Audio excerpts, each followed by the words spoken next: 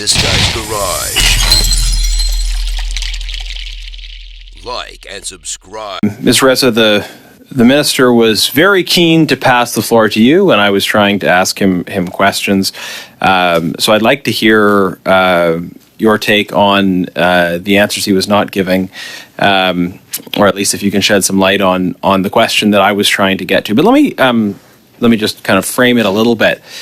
I'm trying to understand what your department does.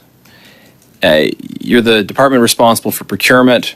In this highly publicized, contentious case, the procurement of the ArriveCan app, what we heard from other officials at your department is that CBSA brought them a solution and they signed off on it.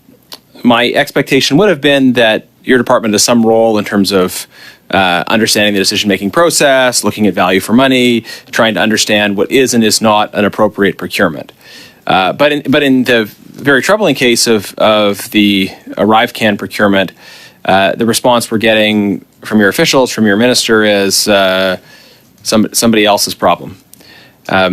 Is it somebody else's problem, or should your department have had something to say or do about that decision? Thank you very much for the question, and I genuinely appreciate being able to circle back to it.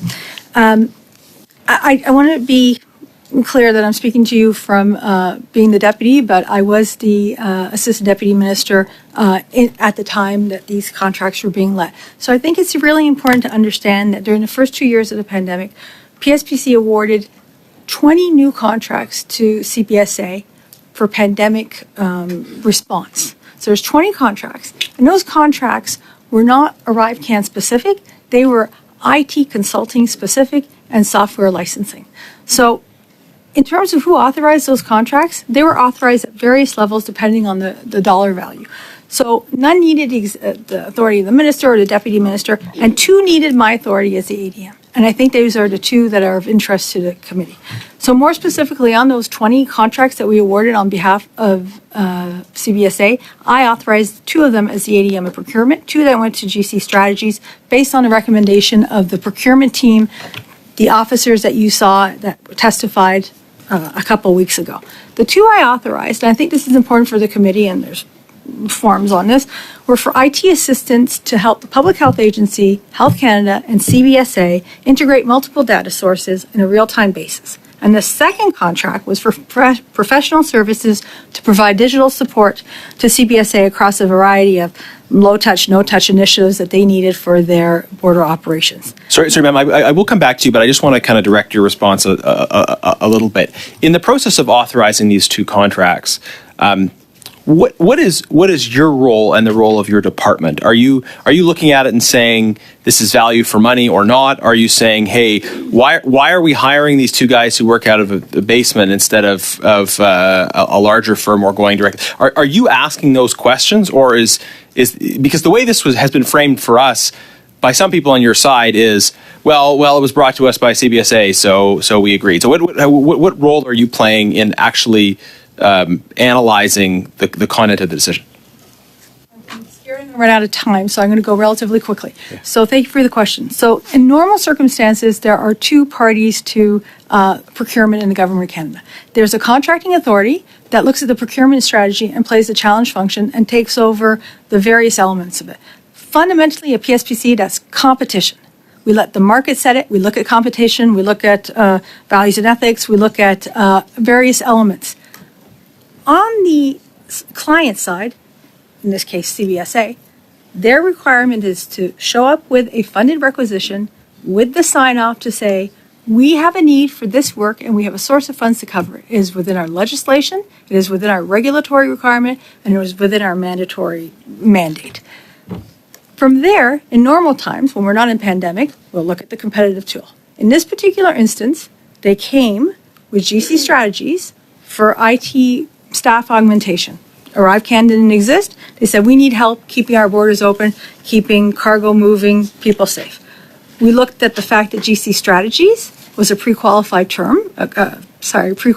firm that there was no sanctions against them, that they had the security clearance, that they had no vendor. Sorry, I have 10 seconds left. Sorry. If the chair will let you respond to this last bit, but you said you have a role in providing, in normal times at least, a challenge function. Given everything that clearly is problematic, given how obviously dishonest Christian Firth is and was in his testimony before this committee, are you looking back and saying we didn't really do our job sufficiently here, or are you looking back and saying it was fine, no problems? We'll need it in writing, and I'm just going to remind everyone now, this committee has passed a motion that anything that we have asked for has to be provided, anything that we've requested in writing like this has to be provided within 3 weeks. I'll pick up where we left off, if that's okay. I was asking you in terms of the role that your department played around the signing off on the contract of ArriveCan for GC Strategies. Looking back on it, is this one where you say, we could have done better achieving value for money? Or do you look back and say, everything was fine? Thank you very much for the question. What is interesting is the actual documentation and justification is extremely robust. So would we have done anything differently given the information we had at the time? They were a pre-qualified vendor. The rates that were used were competitive. They were in good standing. There was the limitation of liability insurance. There was the errors and omission. So there's nothing that would have changed. So the security requirements were in place. You're kind of answering a question that I didn't ask, but it's interesting the way you're approaching that. You're saying essentially that the process worked, but from my perspective, and I think from the perspective of taxpayers, the outcome was terrible. So if the process unfolded the way it was supposed to, and the outcome was, from the perspective, I think most members of this committee, terrible, does that suggest that there's a problem with the process? I guess that's a policy question more than a public service question. But do you want to weigh in on that? I just want to say that PSPC's role is to look at the value in the procurement process. Did we choose the right procurement process for the right time? Was the justification on file? Were the services provided? So in terms of the value for money, perhaps CBSA is best placed to do that. I'll leave it at that. Okay. Do you have the name of the person at CBSA who brought this proposal to you?